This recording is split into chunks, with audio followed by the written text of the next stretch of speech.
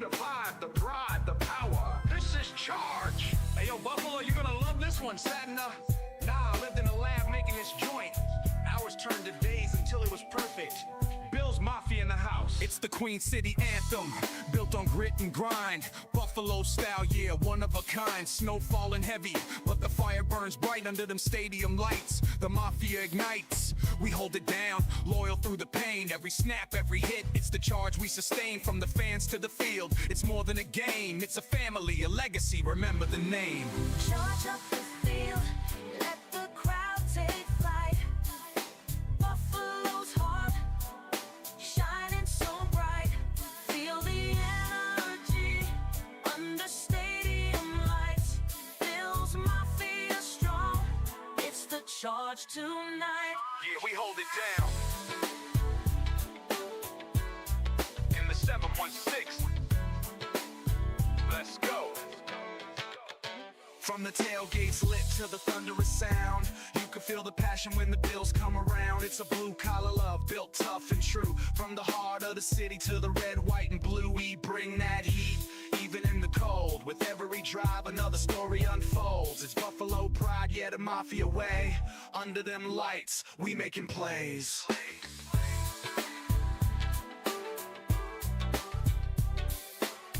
You feel that? That's Buffalo pride. Every fan, every play, this city rides. We built this together. We'll never fall. Bill's Mafia forever. We answer the call. Through the highs and lows, we stay in the fight. Buffalo strong, yeah, the future is bright. Charge up the field, let the crowd take flight. Buffalo's heart, shining so bright. Feel the energy under stadium lights. Bill's Mafia strong, it's the charge tonight. Yeah, we hold it down. In the 716. Let's go. Let's go. Let's go. From the tailgates lit to the thunderous sound, you can feel the passion when the Bills come around. It's a blue-collar love built tough and true. From the heart of the city to the red, white, and blue, we bring that heat, even in the cold.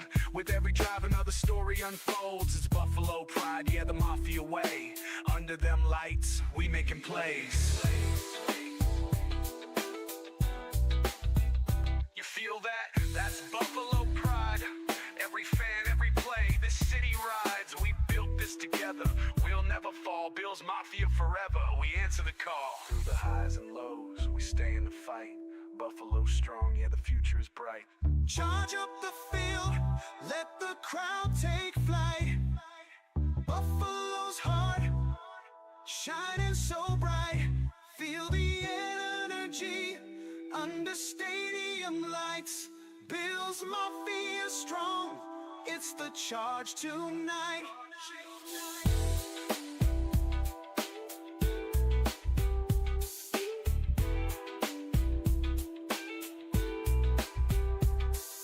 Hot on the mic, bringing it straight from Western New York to the world. This is Charge with Thomas and Sterling. Bill's Mafia, stand tall and proud. We got this.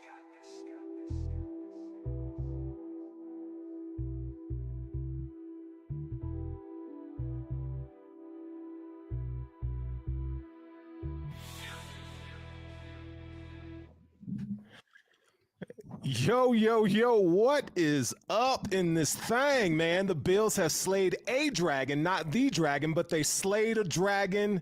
The Buffalo Bills defeat the Baltimore Ravens 27-25. And you're listening live on the Buffalo Media Network Charge podcast here.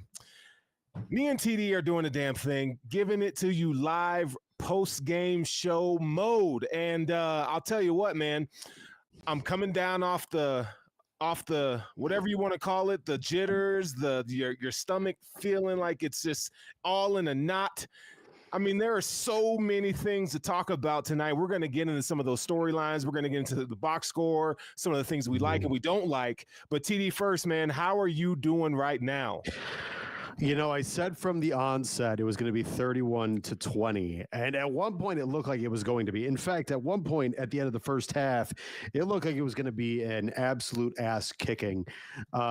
all props to the Ravens, man. They really, in the second half, they tore it up. They did an incredible job of getting back in the game. But I'll tell you, one thing that's been a talk of the town for years is, can McDermott close and seal the deal? McDermott was the man tonight. McDermott, Bobby Babich, the turnovers, they needed the stop when they got the stop. Man, what an incredible job. My emotions are riding high. I tweeted out that my daughter was sleeping next to me while my wife was on the other side of the couch. I had a real hard time holding in my emotions. I think that's the most – actually, in fact, I told you the other day, my wife joked to me. She goes, "You're a Buddhist?" I legitimately – was so loud tonight. I could not, after all the week and a half of listening to Ravens fans run their mouths. Oh, yeah. All that emotion just exploded out of me, man. What a victory. What a victory. Yeah, man. It's this win has so many meanings to it. Like, the implications are huge. Not just that the Bills are back in the AFC Championship game for the first time in 4 years, but it's the fact that as an organization, as a football team, you overcame a lot of narratives. You overcame a lot of doubt that you had. You revitalized a city to believe again. And that's huge. And I mean, look, it wasn't pretty. It wasn't pretty. And for the Bills to score 27 points, and we know what this Baltimore Ravens defense is and was, it's really damn good. And I have some qualms with the offense and the play calling and stuff like that. But however, we're going to start this show with Sean McDermott, because you heard from us all week. This was a Sean McDermott game. And I think when adversity strikes, or when there's a test to come to an organization, to a team, to a household, it comes from the top first and it goes down. Sean McDermott was tested this week. You heard all week how his defenses don't show up in the playoffs. And that's a fair narrative. What did he do? Him and Bobby Babich came up with a game plan. It wasn't perfect, but it was the right stuff at the right time. This team did what they had to do, TD. It was amazing. So go for it. Yeah, I'll tell you. I'll tell you what my biggest, most impressive part to this game was the guys that everybody said that couldn't do it. Ed Oliver was terrific tonight. Terrific. All off season, all leading into the season, really all this season was, could Ed Oliver deliver in the moment in the playoffs? He had one of the biggest tackles of the night on Justice Hill. Yeah. Literally shedding Roger Rosengarten off to the side, wrapping him up, tackle for loss. Huge. Von Miller, a guy that we even talked about this past show, was a guy that, can he deliver, picked up that fumble, ran that shit back to the 20 of the other side of the field. Huge play. And then I'll tell you, the one guy that I think really was so impactful tonight was Matt Milano, a guy that has had such a road back. Thank God for Matt Milano and what he did tonight, because his impact was palpable. It was so real. This team was so good on defense. They did everything they needed to. And you know what? Did the Ravens have their way? Sorry, I'm like emotional. Right now. Were the Ravens good tonight? Certainly. They were the number one scoring offense. They were the most dynamic offense that we've seen, quite frankly, in many years. And the Bills held them to 25 points. They did what they needed to do. They scored more points. They capitalized on the right moments, held them on two separate two-point conversions to no completion. Incredible job. Yeah, I mean, it starts up front with the defensive line. And, you pointed out Ed Oliver. Daquan Jones had equally impact in this game. I mean, you talk about a guy who stuck his nose in to fit the run. Again, the numbers suggest that, they had 176 yards rushing on the day, right? But for the Bills defense, it's a win. This is a game where you'll look at the EPA, right? And look how those metrics are going to spit out numbers. And the Bills, when it mattered most, stop a key to the game, having them kick field goals. That was huge, man. That was so impactful to this game. And the defense did that. Up front was great. Von Miller, we talk about Von Miller and how undisciplined he is at times in his rush lane integrity. He did his job tonight. I think they did a really good job at containing Lamar Jackson in the pocket. I mean, he had 6 carries, 39 yards. Okay. That's amazing. I mean, Lamar Jackson's been killing everybody. Okay. Right. And Derrick Henry, look, in the first half, see, that was it right there with Derrick Henry. I mean, they really stifled him. He had 84 yards on the night, but I would say 3/4 of those yards came in the second half. I mean, man, this On a Bills couple big defense runs. on a couple big runs. I mean, you talk about shooting the gaps, and they were sending a lot of pressure. I mean, you talk about having balls. Sean McDermott, Bobby Babbage were sending pressure from every single front, left, right, middle, and you didn't know where it was coming. And so yeah, it was a master class on how you prepare for a defense, a historic offense. You hold them to 25 points. Yeah, they really definitely dialed it up at the right moment. In fact, I wish they had done a little bit more. I thought that blitz was really getting to Lamar. You were seeing at times that when they were sending 5, 6, even 7 guys, they were having incredible success. Mhm. Lamar was having a hard time diagnosing what was going on, and even if he was able to, he wasn't capable of getting it out fast enough when it was Terrell or Matt or Taryn on the side or Rasul or Dorian, whomever it was shooting the gaps. They were doing an incredible job of causing havoc. And I think that's what they said. And you said this, Rob said this, you needed to speed up his progressions. Yep. You speed him up, you make him actually have to go through his entire timing faster. That's the real, the breakdown of the game is him having to make decisions and then change his whole style. Because what you saw when Lamar has time, deadly. Yeah. Deadly. Mm-hmm. Honestly, what he did, and I don't know what the hell happened on that last touchdown. I thought I was like, it looked like everything was going in slow motion watching him. Nobody was pressuring him, and that was the easiest touchdown in the world. I'm telling you, what they did for most of that game was incredible. There was great pressure, great understanding, and it was good adjustment in the right moments. Yeah, it was. And Matt Milano, thank Matt Milano for a lot of that. He had 3 quarterback hits. We saw the hurry that caused an interception to Taylor Rapp, who went down with injury later. But Matt Milano's impact, if you had any question coming into this game about Matt Milano and his impact and how well he's, come back from injury, like is he back? Is he there? I mean, that should have answered every question you had. We've talked about this on this show, TD, how, we thought in the last 2 weeks, Milano has played his ass off, and we felt like that he was all the way back, and you felt that impact today with the 3 quarterback hits. I mean, you saw him making tackles. He had 3 total tackles, but I mean, listen, that impact that he had was freaking phenomenal. Oh. Yeah, man, I'll tell you, there's certain, I'm an emotional person. If you know me, especially like in like real life outside of the camera, I'm a very emotional person. I'm very sentimental. I take things to heart, and I love those feel good stories. Like I'm a huge Sean McDermott fan. I'm so happy for him that he keeps, like, I want him to get that Super Bowl. I think he deserves it. But Matt Milano, everything he's gone through from the initial injury in London when he had that freak, just patella break, that was crazy, and then having that bicep tear right in training camp, just like the worst thing for a guy who's not showy, doesn't cause a stir, is never in the media, but then they come back and ramp up, and now, man, after all the criticism, like most Bills fans are, because they're nuts, sitting there saying like, oh, is he really who is he? Is he the guy? Is it Dorian Williams? No, this dude shows why he was all pro before, why he was the stud on this defense, why we paid him and extended him. Matt Milano is, I think, as good now as he was before the injury. His understanding of how to diagnose a play, his understanding of how to shoot a gap, his speed, his sideline to sideline, just athleticism, everything about him is so dynamic. And man, I'll tell you, we were so desperately needing that, because that was the big difference in going into Kansas City next week.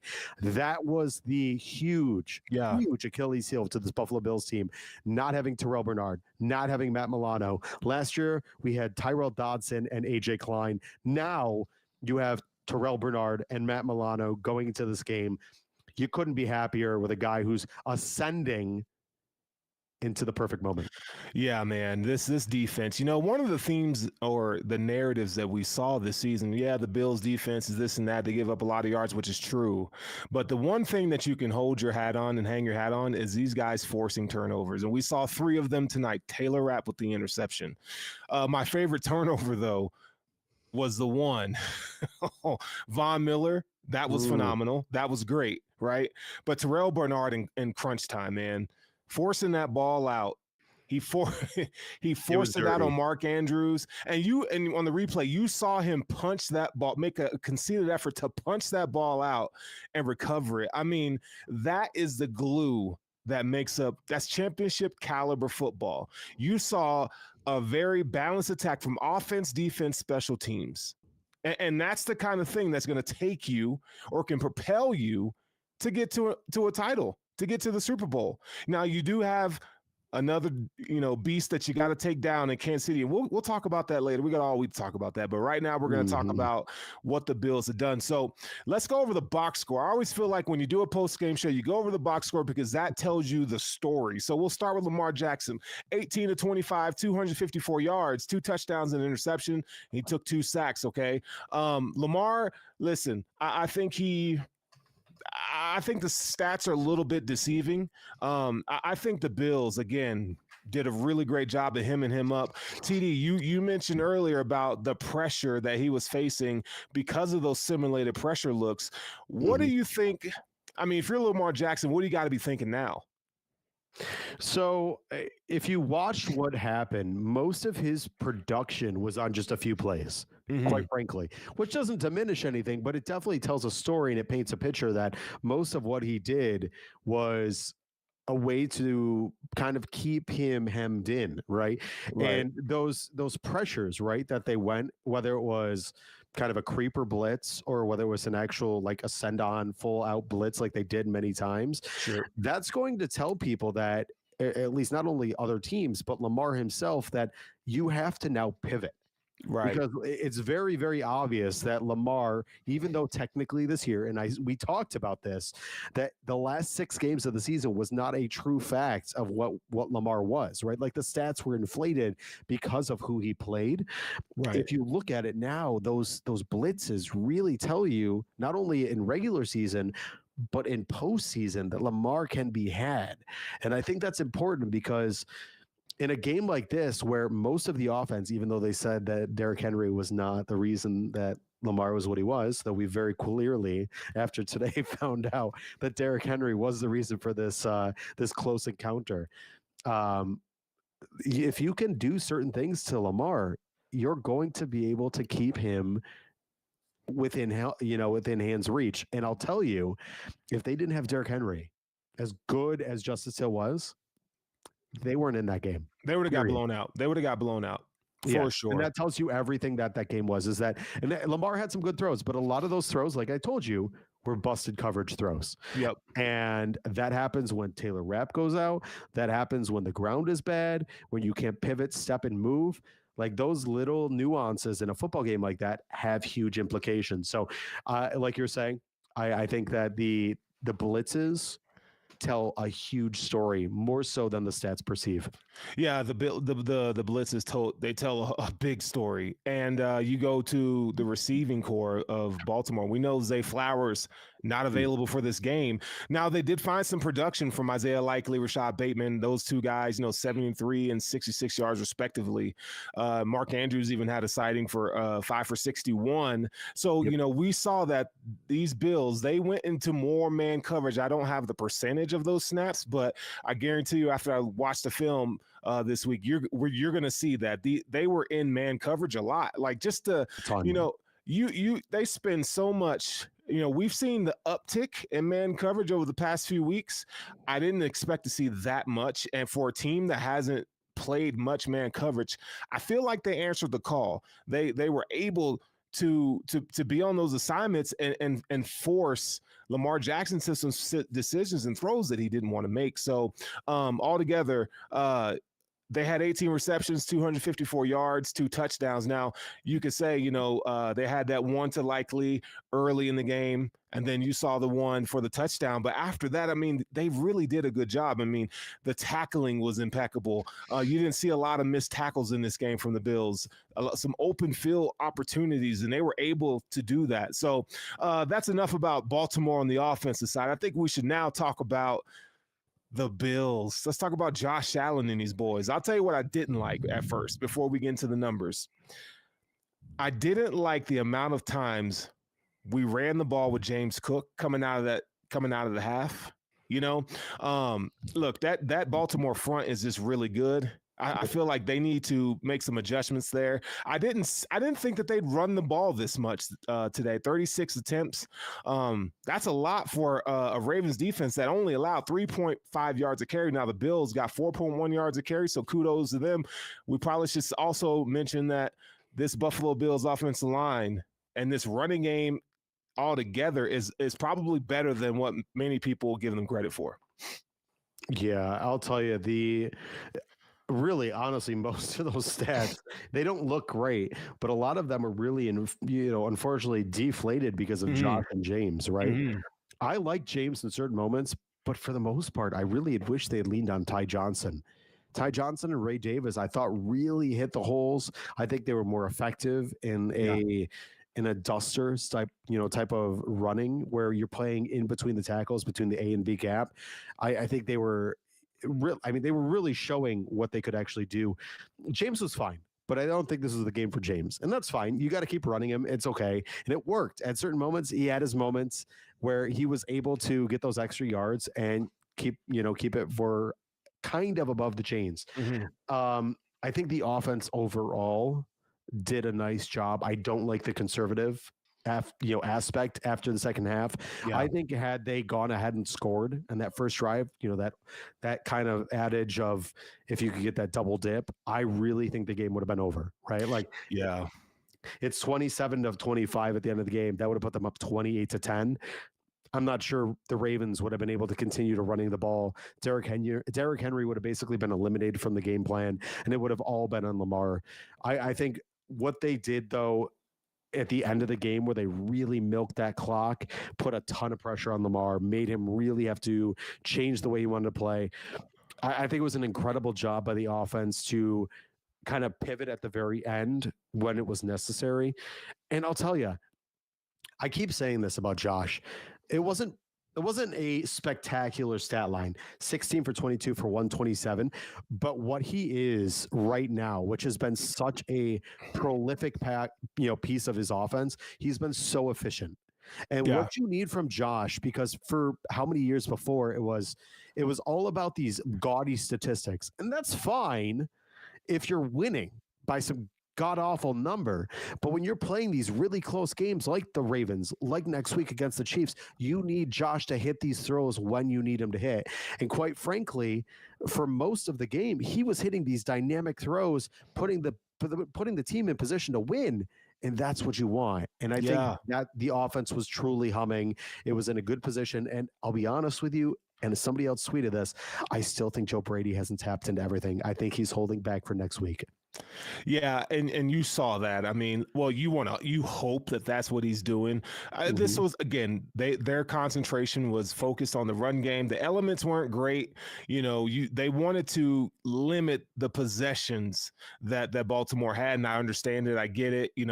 I was on maybe a little bit more on the other side. I wanted them to throw the ball over the yard, kind of take advantage of those cornerbacks back there, but I get it, and it worked. So to your point, you mentioned that Josh didn't have a great statistical day.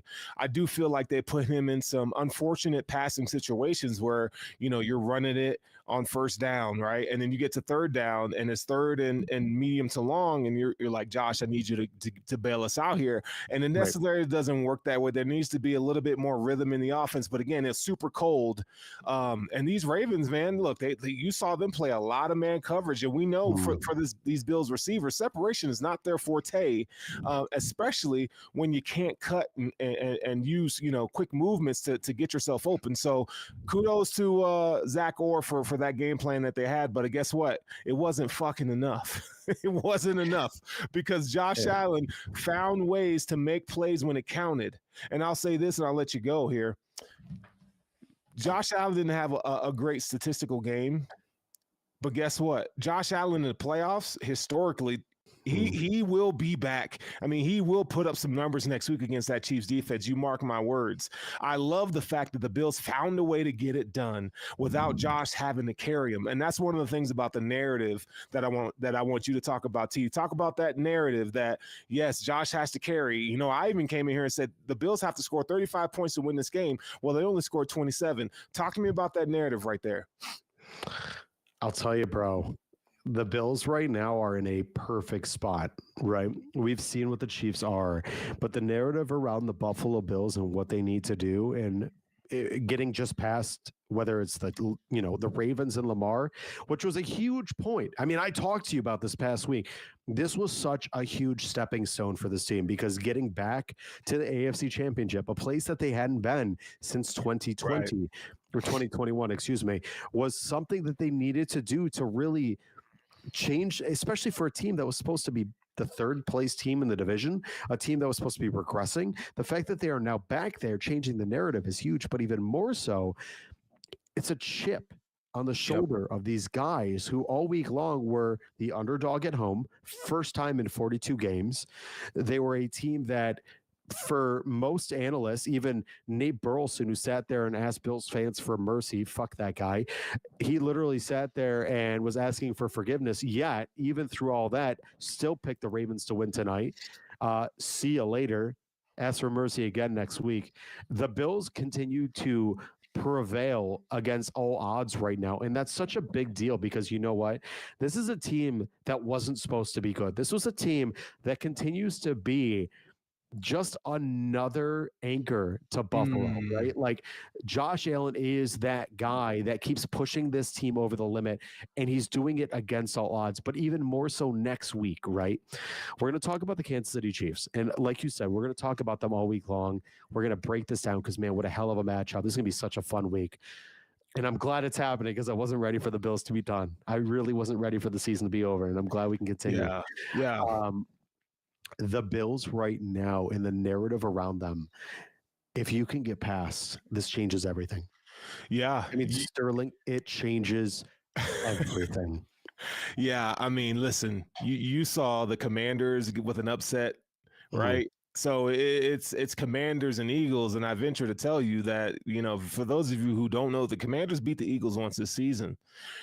They could do it again. Like, if I'm the Bills, you beat Kansas City, you got your odds of winning the Super Bowl go through the roof, dog, through the roof. But again, we still have a game to play. Do you know the last time the Commanders made the Super Bowl? When it what? You know who they played? The Bills. They played the Buffalo Bills. Yeah, 1990, right? 1991. 91, yeah. We'll see if that happens again. I mean, Jaden Daniels is great, but you got to beat Kansas City. You got to beat Mahomes, and what a perfect way. What a perfect way to go to Arrowhead. I mean, it's unfortunate you have to go to Arrowhead, but the Bills have shown that they could beat the Chiefs in Arrowhead. I'll tell you, but switching back to this game, I'll tell you two pivotal moments that probably will go not talked about enough. The failed 2-point conversions by the Baltimore Ravens. The first one, I mean, you saw Matt Milano with the tip pass, right? He was standing right in that passing window, hands up, making a play on the ball. Phenomenal. And then Mark Andrews. Oh, Mark Andrews with the two plays that sealed the fate of the Baltimore Ravens season, the fumble, and then he dropped the pass at the pylon in the end zone, bruh. Like, you know, typically, TD, we see those plays go against the Bills. Yep. But this time, luck was in our favor, man. Wild. Yeah, man, I'll tell you. I feel like most of this game in the second half was in slow motion. Like, you ever have those moments where you sit there and you're watching and you're just like, everything's like, whoa, whoa, whoa. That's what it felt like tonight. Like that, those last few moments were just like, you're watching it in like an old school NFL classic. And man, watching that drop, it's like, you're right. all those years, man, you watch the Bills and it always goes the other way, always. Yep. And tonight, everything went the Bills' way, and that's what you Yep. need, right? Like we've said it many times. There's three things that happen in football: it's health, it's luck, and it's skill. Right? You can Yeah. have skill. All the skill you want is fine. That's good. You can have all the skill, but if you don't have health and you don't have luck, you ain't winning. The Bills have health. They've got skill. Tonight they had the luck. Yeah, and that's how. Hey, you talk about luck. The Chiefs have a whole fucking pot of it just stashed in a warehouse because I mean they had it yesterday. They've had it all season, and that luck's gonna run out this next weekend. So, I want to talk to you about the offensive line and the run game. Okay, so the Bills' offensive line, they did a fucking phenomenal job. Phenomenal job against these boys. I mean, Michael Pierce. Did you see how big he is? That I told my wife, I'm like, that is one fat dude. That guy. I'm telling you, dog. Like, hey man, that's Tony Saragusa part 2. Bro, I'm like, he is two people. He is two people. I'd take him though, man. I'll tell you, I would take him on our defensive line in a second, bro. He's dog. huge. Put him and Kelvin Benjamin together. Ain't nobody running the ball, dog. One donut, no run. Shout out to Kelvin Benjamin on that. Wherever the hell he's at. Hey, let's talk about that snatch trap that Deion got called 10 yards for a penalty, a holding penalty for. Bro, I snapped, man. Here's the thing. Deion Dawkins, for a guy that was out of, out of just an average, just a normal everyday tackle, right? Coming out of Philadelphia, a dude that, I mean, he was nothing special, right? Right. He was just a second round pick. He was a dude. And like he's slowly progressed, but he has become legitimately one of the best in the game. I mean, legitimately one of the best, which for Bills fans who sat there and man, we have watched Jason Peters who become a guy, right? Like we've never had that left tackle. Now we do. We have we have him, we have Spencer Brown, and watching that stuff, a guy who has, learned the snatch and trap and really just dynamically perfected it where other tackles now do it too, right? That's how good this dude is. Oh yeah. That's such an annoying part of football, right? Like, because you're watching referees that don't know the game. That's not a hold. There's nothing about that that's a hold. And like, I would understand if maybe they called the wrong guy or it was kind of close.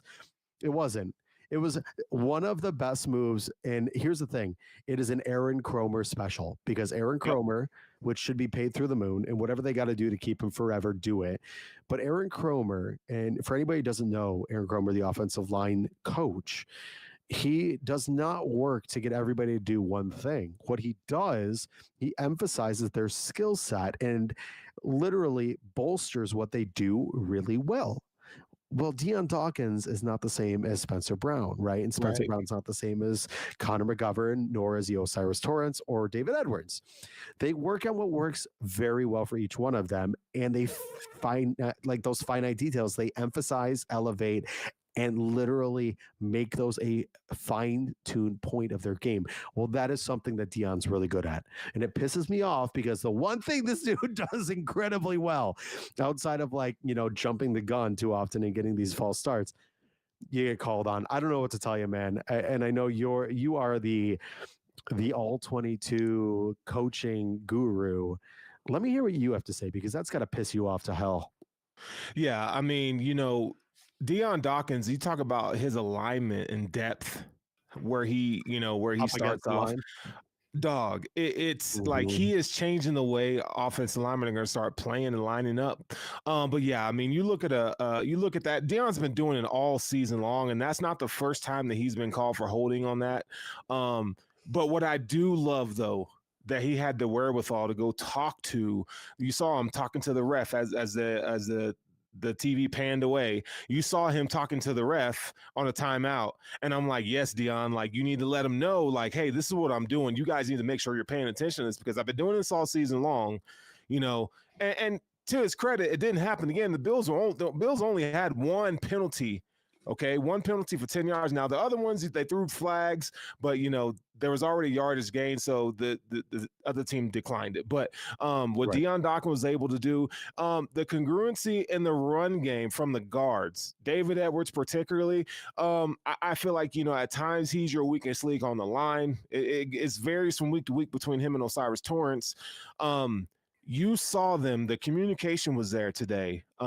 David Edwards, I thought, had some really, really good plays where he was able to seal Michael Pierce or whoever they lined up, Kyle Van Noy at times and stuff like that. But I'll tell you the key to this is that the Bills used Alec Anderson again as a 6 offensive lineman. He's so nasty. Yeah, and when you see a team using an odd front or 3-4, however you want to look at it, having him there, a 300-pound, offensive tackle guard that can move, to move bodies out of the way. In the first half was working so well. You saw James Cook bust a few yards. You saw, Ray Davis get some run in there. Ty Johnson had a couple good runs, and you saw the utilization of that. I think it's something that, again, we talk about how Deion Dawkins plays offensive tackle. Well, the Bills started this whole thing last year, and you're starting to see teams mimic what the Bills are doing, pulling in the extra offensive lineman. I just think it's a masterclass by not only Aaron Cromer but Joe Brady to implement that and to see it come to fruition and be known for that. Brian Baldinger has been pointing this out for a long time. For those of you who don't have time to watch all 22, so I just think it was wonderful. Here we go though. Time of possession. The Bills led 31 minutes, 44 seconds to 28-16. Huge. Last week, 8 drives on the game between both teams. This week, 9 drives by both teams. I mean, it's just, and the Bills were outgained by almost 200 yards. I mean, it's just like, wow. Like, it's again, all about opportunity, man. Like we talked about it, all about opportunity. Capitalize on those moments. Yeah, so third down, okay? Now, the Bills were not great on third down. All right, they were 7 to 10. The Baltimore Ravens, I think they're going to have to clean that up. I mean, unless you're getting turnovers, it's fine, right? But you're going to have to clean that up a little bit. But hey, I mean, everything else from this game was pretty identical outside of the turnovers. I mean, these two teams, you talk about putting on a show, man. These two teams put on a freaking clinic. I mean, that was the best game all for the playoffs. I mean, that was probably the best game that we've seen. That's why it was the last one of the freaking weekend. I do want to talk about, though, I know the MVP discussion is done. The voting's done. Right. But Lamar Jackson in clutch time. This game was clutch time. He didn't live up to what they needed him to be. The fumble early in the game and that interception. I mean, you talk about margin of error. Those 2 turnovers by Jackson, man, they really, really hurt this team. And here's the thing. Those were huge, but that doesn't even account for the couple plays that didn't happen either. Yeah. Like this game would have been so much further out of hand, and it just tells the tale of Lamar. Like Lamar's a great regular season quarterback. He really is. And what they did this year, if he gets the MVP, that's fine. And many people have said, let him get the MVP. Let Josh get the Super Bowl MVP, right? Like, does it really matter? Like, it'd be great to have those regular season accolades. But what Lamar did was really good. But there's real question marks, right? Like you always see when it comes to Josh, and it's been a tale as old as time, he shows up in those moments, whether it's primetime games, whether it's, Thanksgiving, whether it's, Monday night games where, like everything's going to shit, Josh shows up, or playoff games like this, 13 seconds tonight, New England a couple of years ago, we talked about that the other day. Yeah. He shows up in the perfect moment when you need him to show up. And that's really important, right? Like for a guy whose legacy has not been solidified yet, you need to have these games. And to your point about just the way the game went, right? Like time of possession, how the game with third downs and all that, it's never going to be pretty when it comes to football, right? Football is such a fickle sport where every drive is quite frankly its own game, its own identity, right? Like everything's going to is going to be different from play to play to drive, series to series. Everything is going to be a little bit different. The nuances are so strange. Right. And what you need is you need your team to adapt. You need your team to, and I think that's something about Sean McDermott that you can talk about is you need them to take a step back, wipe the slate. A good coach will tell you, wipe the slate clean, forget about what happened before, start fresh, show up, reset, go. And I think that's what you see from this Bills team in these moments is right. Josh never in any of these moments ever seems like he has been shaken. He's never been, or shook, excuse me, not shaken. That's not a word. He's never been shook, right? He's never been shook in these moments. And it's never too big for him in these moments. He always delivers, he overcomes, and he really just delivers the biggest possible, like that dagger in the game. Yeah. And I think when you watch and you look at everything that happened, right? And you were talking about, they were 5 and 11 in third down, which obviously some of those stats are skewed. Sure. The Dawson Knox drop, which really changed everything, which they wouldn't have had even came close to third down in that moment. Just some really goofy plays. And like you said, when it comes to the game today with the field, that changed also everything too. Like a lot of the Bills, the way they play is it's real quick in cuts, a lot of fast moving, quick outside, mesh, a lot of mesh. Right. A lot of Ty Johnson plays where he's basically kind of like cutting in, cutting out, and then finding that soft spot in the zone. Those things can't happen when you got this wet turf that they're playing on where it's just ice, right? So they're working their best to kind of get to where you need to be. And that's why, like that first play I noticed, you saw, oh gosh, who was it? Who are you talking about? The deep bomb, and it went just over the top. Oh, was it? I think it was Mac Hollins, right over the top of his head. Yeah. But it was just you can't get your feet down enough. You can't get that propulsion to get you to where you need to be, and that is really just the game. So, like, I know the numbers don't indicate. Right. Like they had 126 yards passing, 147 yards rushing, 4.6 yards per play, 20 first downs comparison to 23. So they were pretty close, all things considered. Stat lines were, like you said, almost identical. Fourth down efficiency was exactly the same. Total plays 59 to 57. Again, the Bills only allowed 1 sack. The offensive line continues this dominance. I think if you're looking, it's just one of those things that the narrative, and we're going to go back to this, is they're doing what they need to do to persevere and overcome. But the biggest parts of that narrative is they finished the job, right? Yeah. The stats don't identically tell you that they were the dominant team, but in the moments where it meant the most, that's where you need your team to show up. And that's where those narratives are pushed to the side is now the Bills are going to the AFC Championship because they capitalized on everything minus 1 play. Yeah, we told you it was different. When you look at the Ty Dunn piece, we talked about a different version of Sean McDermott. I'm telling you guys, the Bills have paid their dues. They've gone through the shit. They've gone through the storm for 4 years. I mean, you name it. All the things that have happened to this football team. We're talking like they won a Super Bowl, but the divisional round is a big piece to this puzzle here. Kim Pagula, right, with the health scare. She's mending and still recovering, right? DeMar Hamlin, the Diggs drama. It just goes on and on and on, and that has galvanized this team. So when you get in these moments, in these pressure situations, you have the glue, where you're pulling from. And you make shit happen. And it wasn't pretty. Like, man, I hope you guys at home don't get infatuated with style points. The fact that they showed you that they don't need a great offensive day to win a game. That, to me, and the defense held their own. 3 turnovers. Getting Lamar and Derrick Henry off the field. I'm telling you, man, this team is destined. They're special. They're special.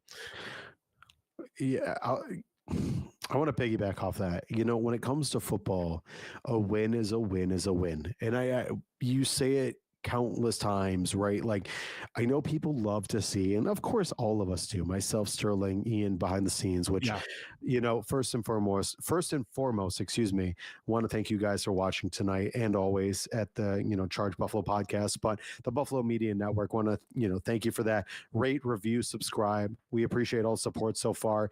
We're a very new project, so it means the world to all of us, and want to, shout out Ian, everything he's doing from behind the scenes. He is the literal spine to this show. But when you're talking about a team and a team win, right? Like, we love those pretty wins, right? Like, last week was fun. When you beat up on a team and you could sit back and just, there's no nerves, there's no stress, right? Like, that's great. But they're not like that. The NFL is not like that. Playoffs are generally not like that. The Chiefs, for most of their games, are less than a one possession game, right? Yeah. Like, they're like 2 to 3 point victories. Winning is, there's no variables, there's no guidelines. When you win, and I've said this before, when you look in 20 years, and Sterling and I are old as shit and gray haired, and we're talking to our kids, right? Because we both have 2 kids. When we're talking to our kids, we're going to sit there and tell them about the Bills Super Bowl, but we're not going to sit there and tell them how it got there, right? Like, it's not going to be like, oh, that one game, Josh Allen, you remember, it wasn't pretty. It was ugly. Man, that was ugly. That doesn't happen, right? Like, you talk about the glory days, about they won the Super Bowl, and that's all that matters, because when you get a victory, that's all that matters. There's no asterisk. There's no style points. There's nothing there. It's all about how you get to the end goal. It's the finish line that matters. Yeah. You said that very well, TD. Now we got to talk about the demon that lies ahead. And I can't fucking wait. I'm sorry. My language is terrible tonight. I am so excited. I know. Excited. And we I get won't terrible when I get excited. Dog.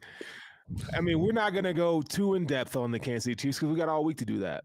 But let's talk about it though. Let's talk about it. So, Arrowhead next week. Now, I will say this. I have a lot of respect for what Kansas City has done and what they're doing. Okay. But history tells you can't keep touching death and coming out on the other side week after week. Now, they were fine last week. They really didn't have a too close of a counter with Houston. I mean, there were some iffy ref calls and stuff like that. But I feel like they had the game in control. But man, this whole season has led to this. Bills versus Chiefs, Mahomes versus Allen. Kansas City Chiefs can get to another Super Bowl. They can win their 3rd Super Bowl if they get through Buffalo. I have a feeling. I wouldn't want it. Look, I would much rather that game being in Buffalo. But I told for the story and the narrative and just how it's going to feel. The matchup between Kansas City, schematically, the Bills match up way better with the Chiefs than they do with the Ravens. Way better. I'm just saying, man. The Bills are going to be an absolute nightmare for the Kansas City Chiefs. The way they play their game right now. Right? I mean, let's be fair. How many times the Chiefs have made the Super Bowl because Josh Allen and the Bills, not Josh Allen, excuse me, the Bills pissed down their own leg? Yeah. Right now, and if we're being fair and honest and objective about everything, the narrative, and I think it's all about narratives, because realistically, when you talk about Josh Allen, Sean McDermott, Brandon Beane, the Bills, it's all about narratives. That's what drives the entire story.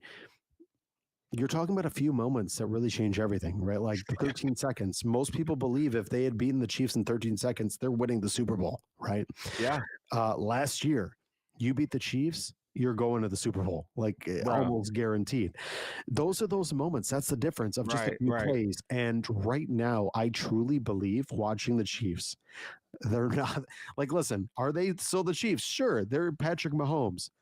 But watching that game, if the Bills played the Chiefs yesterday, they're winning.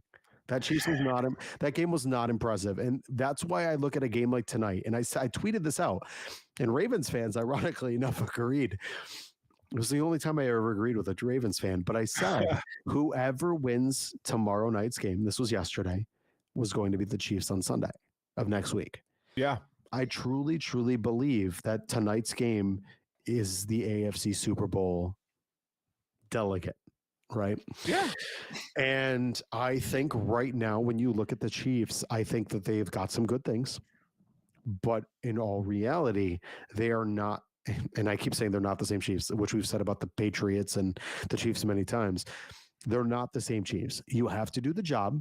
You have to do Right. what you've done before, right? Like, and I think tonight was a good indicator that Sean McDermott, Bobby Babbage, Joe Brady can do what they need to get done to beat a team that is top notch, right? Yeah. You do those things, you finish the job. You're talking about playing the Commanders or the Eagles in the Super Bowl. Yeah. Yeah. I mean, it's right here now. We don't have to go to bed worried about beating the Ravens. Speaking of bed, I have no idea how I'm going to sleep tonight, dude. Oh, I am dude. my energy is so amped up. Yeah, I almost came down here with a couple shots, and I was like, hold on, because I need to get through this show. He's double fisted over there. I'm like, I won't have coherent thoughts if I come down here just pounding shots. But as soon as we get done with this, I will be taking a few shots and starting the party because my nerves have calmed now. We're Mhm. calm now. But I'll tell you this before we get out of here. Yeah. The Bills will be able to run the ball against the Chiefs. Now, Chris Jones is a beast in and of itself, but the Chiefs don't have the guys up front like the Ravens do.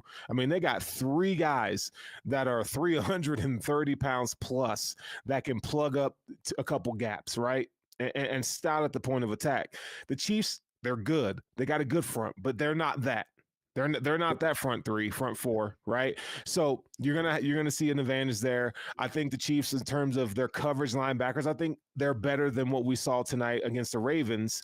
And then they got some pieces in the secondary, but I think with the Bills and how they use those bunch formations and so forth, I think that's really going to be the key. And then Josh Allen's going to be able to create with his legs in this game. So a lot of the things that we saw happen when the Bills played the Chiefs early in the season, you'll see some shades of that. Patrick Mahomes and those receivers, Hollywood Brown is back. So you're going to see them try to utilize him deep. We saw that yesterday. I think the Bills have a better coverage linebacker unit. So we saw Travis Kelce bust off for 100 yards and I think 5 or 6 catches and a touchdown. Okay. I think you're going to see a much better effort from Bernard and Milano. Now, historically, when the Bills play the Chiefs in these playoffs, we've seen, was Travis Kelce just kind of go off. Last year, the Bills didn't have linebackers. They were all injured, really. So you saw second and third team guys being out there, and it was a fucking shit show. So all I'm saying is I think you're going to see, again, that matchup, the Bills match up way better with the Chiefs, man. And I can't wait to get to Sunday night. Cannot wait. And the early weather report is about 34 degrees. Perfect. For most of the day and even into the evening. It's about 31 degrees. No clouds, no nothing, no precipitation. It's going to be a nice night, a good football night. No nothing. So it should be a good night in Arrowhead. And man, I'll tell you, I feel like, though, it sounds crazy to say because we haven't finished the job, right? And even, I don't know if you saw the Bills release some T-shirts for Mr. Brightside, right? Yeah, From Destiny is calling, yeah. We haven't finished the job. Yeah. And I'm going to keep saying that. Destiny is calling. We haven't finished the job. Until that happens, it is what it is. It's just, It's conjecture. It's just lip service. But I feel like a weight of the world has been lifted off our shoulders. Like the Broncos game, it was stressful because of like Bo Nix. Jesus Christ, this guy is so like some rookie quarterback. Like I don't want to get knocked off by some rookie. This week was, I don't want Lamar to have a chance to get to the Super Bowl before Josh. Like petty as it sounds, I didn't want that to be the case because first off, like somebody asked me, like, you're a fanboy of Josh Allen. You're goddamn right I am. Huge fan of Josh Allen and everything he's done to change the trajectory of Buffalo sports. But I'm so happy that Josh has the opportunity because I'll tell you, there's very few people that I think in Buffalo sports history that deserve the accolades deserve the recognition and deserve their time in the spotlight Yeah. like Josh Allen and Sean Yeah. McDermott does. Yep. And they deserve to finally get there, finish the job, raise the Lombardi. Dude, I tweeted it out. I want this. I am such a big Sean McDermott supporter, and hate me. I don't care for people who don't like Sean McDermott. I don't give a shit. I'm a huge Sean McDermott supporter. He held my son in training camp, and like my wife loves him, and he hugged her Oh, and that's talked dope. to her. The coolest thing, one of the legitimately, I've been a Bills fan for as long, my grandfather was really the guy that pushed this on me. I've been a Bills fan my entire life. That was one of the Okay. coolest moments ever because it was like full circle, like a guy I love as a coach, but like with my family.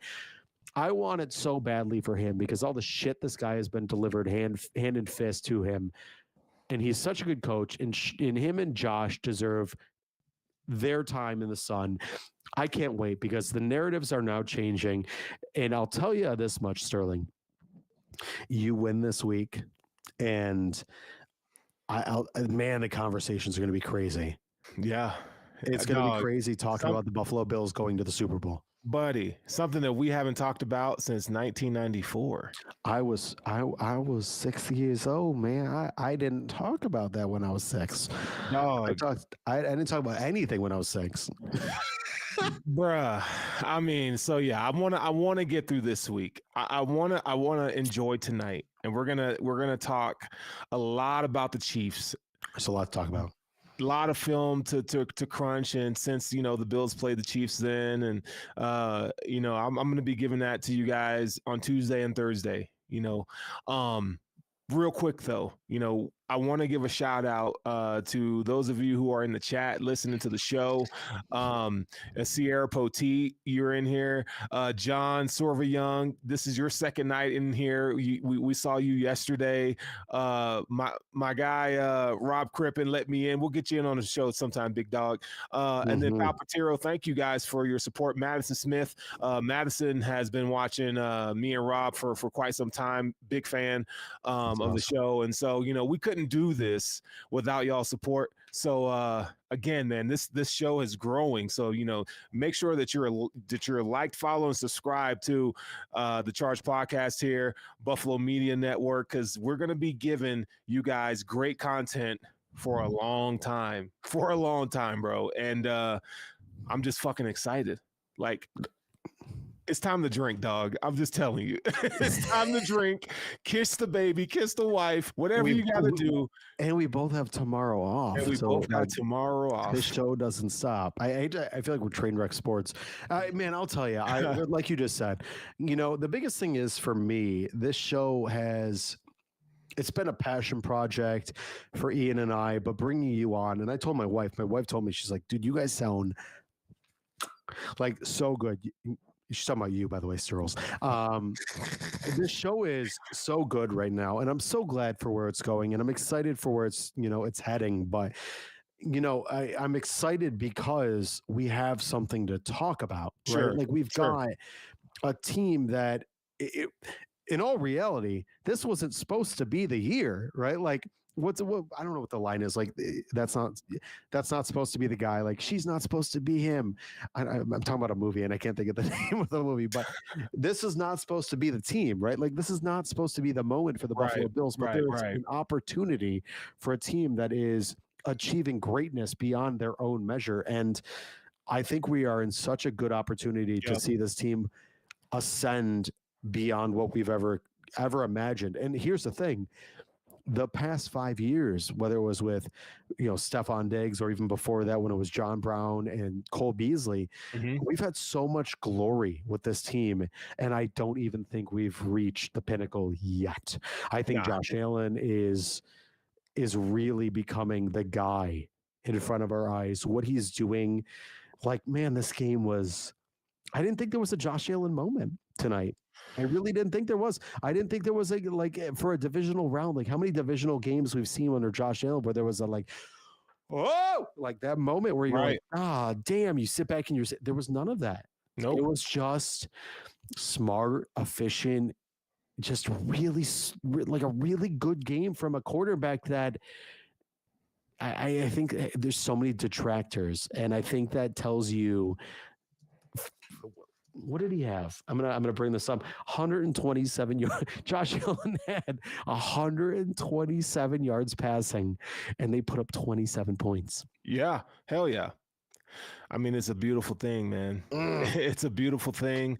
So, Charge Nation, hey, whatever you guys decide to do tonight, we just coined that. Okay, you're Charge Nation now because that's how big we about to get. We about to blow this thing up. But hey, make sure that you like, follow, subscribe. Again, we couldn't do this without you. This is Sterls. TD, we got Ian on the other side doing the damn thing in the back end.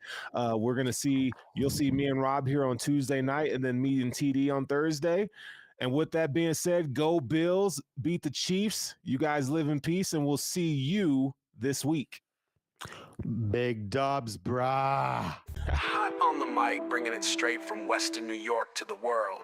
This is Charge with Thomas and Sterling. Bills Mafia, stand tall and proud. We got this.